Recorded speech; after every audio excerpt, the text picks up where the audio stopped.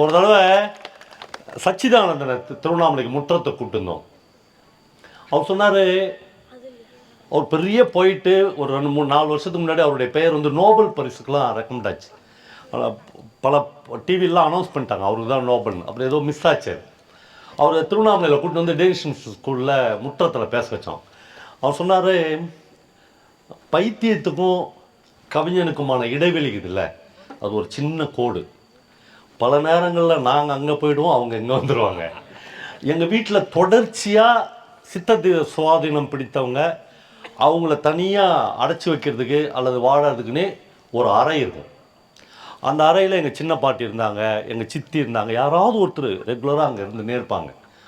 அந்த ப்ராட்டப்பில், அந்த வளர்ப்பில் வந்த நான் கோழிக்கொண்டைகளின் சிறைப்பை பற்றி எப்படி கவிதை எழுதாமல் இருக்க முடியும் அப்படின்னு கேட்டார்.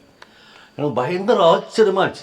என்ன சொல்கிறார் சச்சிதானந்தன்னா, ஒரு உண்மத்த நிலைக்குதுல்ல, எல்லாத்தையும் மீறின அது துறவு நிலை இல்லை, ஒரு உண்மத்த நிலை இல்லை, அதுதான் கவிதையாகவும் வரும். அது கொஞ்சம் முத்திடுச்சுன்னா அந்த ரூமுக்கு போயிட வேண்டியதுதான், சித்தி இருந்த ரூமுக்கு போயிட வேண்டியதுதான்.